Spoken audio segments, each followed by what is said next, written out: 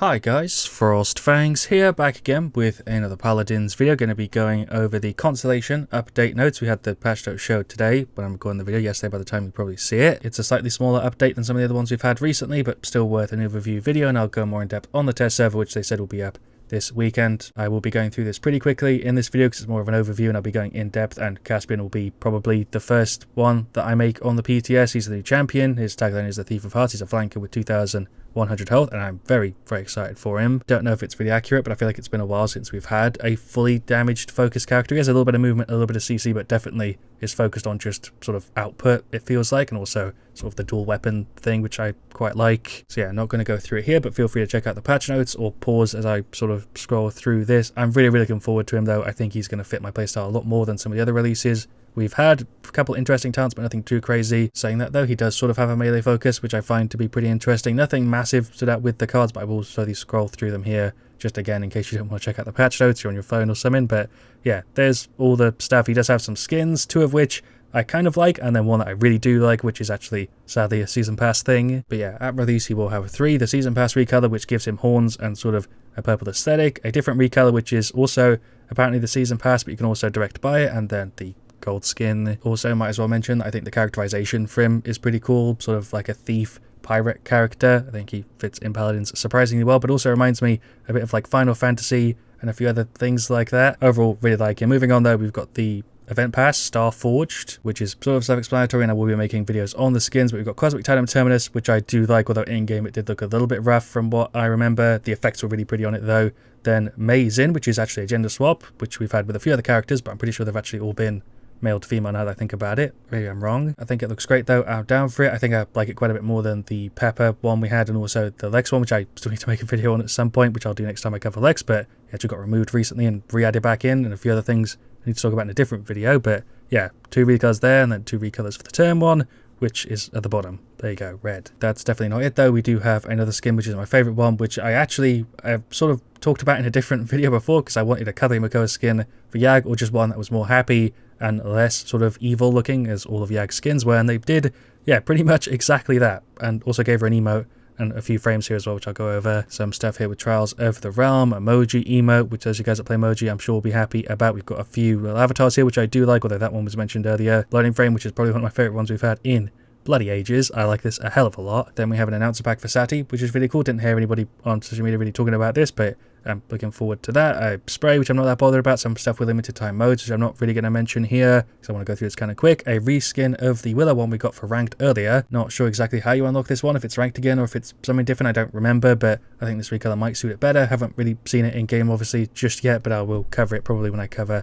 a different one. I'll just sort of bundle it in because technically it is a recolor. And then my favorite one of the set, the Yagarath. I don't know how you could hate this. I saw a few people that didn't really like it, but I think it's pretty much perfect. It looks way better in game than it does even here. It looks great on the card art, but in game it just looked crazy. The card art is also great, sort of the Toy Story theme going on here with some of the other characters. Maybe we'll get this in the future, similar sort of thing where they're like plushes or something. I don't know. Definitely worth mentioning that you can get it in a chest or just direct purchase. Fantastic stuff. I will of course be making a full video on this one. Some of the other Yag changes she's had that I haven't actually covered yet. A mount skin, which I kind of like, and a different one as well, which is DLC, sort of like a ghost horse fitting with the rest of them. Then we have Golden Victor, Golden Tyra. For some reason they mentioned Cuddly Yagarath here in the chest again, and some other stuff with the daily quests being technically better, and you having more of them, which I think overall probably be better. And then the new Schism 3. Just to remind you, the first Schism was the new item store, which I didn't really like. The second one was sort of old retro Paladins, which I covered in the last video, which I do really like. And this third one also seems to be something that I'll enjoy, because it's basically just a new mode, or a different sort of limited time thing, but as a Schism, I guess. But yeah, basically you're playing on Siege of Central Peak, you pick either Paladins or Magistrates, you have reduced cooldown, there's things raining from the sky like explosions and stuff, and you can have duplicate characters. Seems kind of cool, basically a new mode, although I hope we get new maps soon, because it's really the only thing I'm missing at the moment. We've got new characters, we've got new modes, just really want those maps. Then we have some stuff with the ranked split, and finally the balance section, which I will go through pretty quick because there's not too much stuff here. It's pretty short. First one, Andro, is sort of a change to Curse Revolver. The new Curse Revolver, the duration's going down, but the damage is going up, so probably ends up being around even, I would imagine, but I didn't run the math. Drogo's is a bit of a bigger one. His Fire Spit will be bigger, and then Thrust. This is one of the changes that I'm really happy to see. They're moving the forward distance card that you pretty much needed to run on Drogos, or everybody did anyway, into his base kit. I feel like they've been doing this for a lot of characters recently. With this one, it really did make sense as well. But yeah, of course, because they buff the size of the spit, the card that increases it is going to get nerfed a bit, and then the Propel card will be changed into just booster fuel refund, sort of, after you use your F. So overall, a pretty hefty buff to Drogos, I would say. Although there will be some fringe cases where it's technically a nerf depending on how you specifically play him, but for most people, he's going to be better off. Then similar sort of stuff with Eevee, kind of. So Blink will now heal you by default. The card that used to do that still does the same thing, just does it at about 50-ish% effectiveness, a little bit above that. Buff to the Ice Block cooldown reduction card, and a buff to the movement speed for a limb card. Just small sort of things here, but they will make a bit of a difference. Then a buff or two to some of our other cards there as well. Koga is getting, this is a really, really weird one to me. The card that gives energy on like killing blows with your claw dash, I'm pretty sure is what that is going from 15 to 12%, even though they actually should have changed this card and they just didn't implement it for some reason. For me, I don't think it really needed a nerf, and I'm surprised they didn't implement what they said they were going to in the last update, the Ruby one, I'm pretty sure, because that would have, I think, made way more sense. And then a nerf to Lifesteal and Dragon Stance, which also doesn't really feel necessary to me, but yeah. A tiny change to Lilith and her knockback. It's basically being removed. Makoa is getting a cooldown buff on his half shell from 14 to 12. Dambit is getting a slight buff on his damage on his gourd, which is also sort of small. I feel like the Makoa one might make a bit of a difference though. Sati is getting some pretty hefty nerfs though. If you kill her decoy, it will now only have half a second of a reveal on you instead of 3.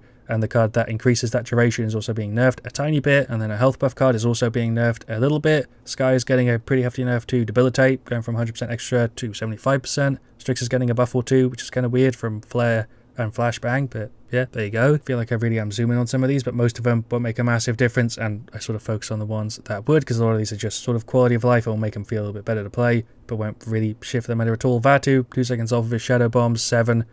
10 damage off of his auto rifle. And then finally, to end it, because I won't be going through the bug fixes, although there were some pretty notable ones, Ying is a notable balance change actually to end it as well. Her life exchange is getting buffed from 700 to 800, and also won't increase the cooldown anymore, which is pretty nice. And then also a buff to the card that reduces the cooldown of your dimensional link. I nearly made a Ying video recently, kind of glad that I didn't, because I'm going to wait for this to be implemented, because this is sort of even more in the direction of just buffing life exchange. Don't know if this would be too much though, although I don't think life exchanging is really that annoying, especially comparing like to the other parts of her kit. But yeah, maybe this will make her too strong with it, because right now in life she's doing fine. But there we go. That's everything in the update. Hopefully I went through that pretty quick. I did try and speed through some of the bits there, but it ended up taking me a little bit longer than I was expecting, because as always I end up just talking a little bit more than I plan to when I make these videos. But yeah, there we go. That was the Constellations update. Definitely stay tuned to the channel, because I'll have a bunch more videos coming when the test server is up, because I can't really, say too much other than just my brief overview thoughts before actually playing with any of this. And even though it's not the biggest update ever, I think it is going to be pretty impactful. The skins are all really, really cool. So is the new champion, and all of the balance stuff I think will make a pretty hefty difference, although not too many. The balance is definitely a bit lighter here, but that's fine. So yeah, thank you so much for watching. Let me know your thoughts down in the comments below. I'd love to hear them. Leave a like if you enjoyed. Let me know also what you want to see me next. And as always, stay frosty.